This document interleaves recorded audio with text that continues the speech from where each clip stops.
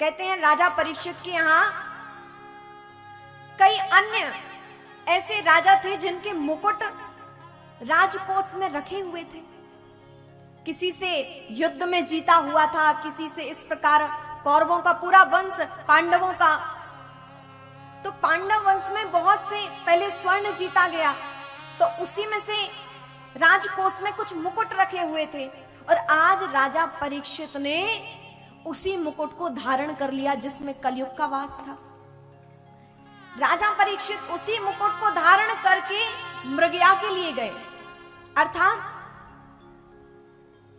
बाण चलाते हुए उसका मृग का वध के मृग चर्म लेकर आए, ऐसे उस मृगया के लिए गए हैं। लेकिन हुआ क्या कि चलते चलते रास्ते में उन्हें बहुत प्यास लगी, भूख लगी, तो समीक ऋषि आश्रम में पहुंचे। अब एक राजा है और राजा को तो सारी सुविधाएं तुरंत उपलब्ध होती हैं, उसी क्षण जब इच्छा करे तभी उपलब्ध हो जाए। तो बहुत देर से राजा जंगल में भटक रहे थे, मृगया के लिए शिकार खेलने गए थे। तो कहते हैं कि रास्ते में समीक ऋषि का आश्रम आया, रुके, वहां पर समीक ऋषि समाधि में बैठे हुए थे। तो द्वार पर ही आवाज दी कुटिया की, हे ऋषिवर, जल पिलाइए, भोजन दीजिए, कोई है यहाँ पर? कृपा करके हमें जल का, भोजन का प्रबंध करें, जल प्रदान करें, भोजन प्रदान करें। लेकिन वहां तो कोई और था नहीं, ऋषि समीक समाधि में बैठे हुए थे। लेकिन राजा को क्रोध आ गया। क्यों? कभी राजा परीक्षित ऐसे व्यवहार के नहीं थे, लेकिन कलयुग का वास सिर पे हो गया था क्योंकि मुकुट पहना हुआ था। अब बुद्धि वैसे ही चले तो क्या हुआ कि कलयुग के प्रभाव से राजा परीक्षित से भूल हो गई कि एक मरा हुआ सर्प पड़ा हुआ था, उसी को उठाया और ऋषि के गले में डाल दिया। इस वृत्ति से, इस सोच से कि यदि ये वास्तव में कोई संत होंगे तो उछलकर उठ जाएंगे और मुझे भोजन जल प्राप्त हो जाएगा, और वास्तव में कोई संत होंगे तो बैठे रहेंगे।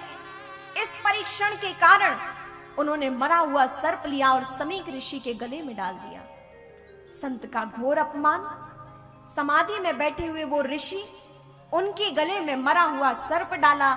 जब ये बात पता चली समीक ऋषि के पुत्र श्रृंगी ऋषि को, कुछ बालक खेल रहे थे वहीं पर, ऋषि कुमार खेल रहे थे, पता चला श्रृंगी जी को, तो हुआ क्या? क्रोध में भर गए। अरे दुष्ट राजा! राजा तो यहां से चल पड़े क्योंकि वो समाधि से उठे नहीं समीक ऋषि। लेकिन श्रृंगी ऋषि जो समीक ऋषि के पुत्र हैं, क्रोध आवेश में भर गए, रोने लगे। छोटे से बालक है लेकिन साधना संपन्न है कि मेरे पिता का इतना घोर अपमान किया है, एक राजा ने मेरे पिता के गले में सर्प डाला, मेरे पिता का ये घोर अपमान है।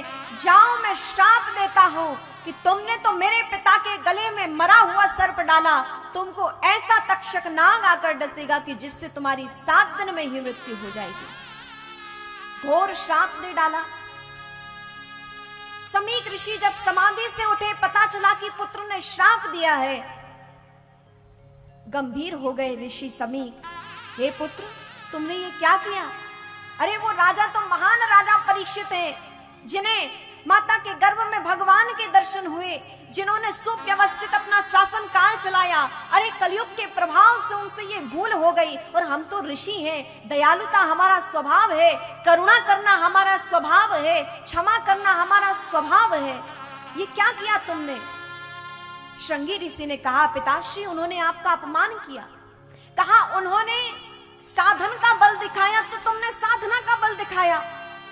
वो साधन संपन्न थे और तुम साधना संपन्न, लेकिन हुआ क्या? दोनों ने गलत किया। उन्होंने साधन का बल दिखाया कि मैं राजा हूं, तो तुमने क्या किया? तुमने अपनी साधना को दिखाया, तुमने श्राप दे डाला। हे पुत्र, तुमने ये ठीक नहीं किया। अपने एक शिष्य को बुलाया, कहा, जाओ, राजा परीक्षित को तो अभी ये भी नहीं पता कि उन्हें श्राप मिल चुका है, 7 दिन पश्चात उनकी मृत्यु हो जाएगी। ऐसे वह महान राजा हैं, सूचना देकर आओ कि राजा अपना हो सके तो कुछ उपाय कर ले अपनी मृत्यु के कल्याण के लिए। पुत्र श्रृंगी को बहुत डांटा, कहा तुम्हें साधना का ऐसा दुरुपयोग नहीं करना चाहिए, क्योंकि यदि आप क्रोध करते हैं तो आपने जितना भजन किया हुआ है, आप 1 हफ्ते लगातार भगवान की खूब माला जाप करो, खूब भगवान का भजन करो, और यदि आप 1 मिनट का भी बृहद क्रोध कर देते हैं तो 7 दिन का किया हुआ भजन समाप्त हो जाता है। इसलिए घोर क्रोध नहीं करना चाहिए, तीव्र क्रोध नहीं करना चाहिए। थोड़ी बहुत डांट फटकार बात की बात है कि व्यवस्था ठीक नहीं हुई बात की बात, लेकिन घोर क्रोध नहीं करनी चाहिए। आपका किया हुआ जब तक भजन, ये सब धीरे धीरे घटते जाता है, समाप्त होते जाता है। इसीलिए लोग कहते तो हैं कि हम भजन तो बहुत करते हैं, लेकिन उसका प्रभाव नहीं पड़ता है। तो कैसे प्रभाव पड़े, इस रूप में आप उसको घटा देते हैं। इसलिए भगवान का भजन करो तो सात्विक भाव हमारे जीवन में रहे, काम क्रोध लोभ मोह धीरे धीरे भगवान की भक्ति से छूटते जाते हैं।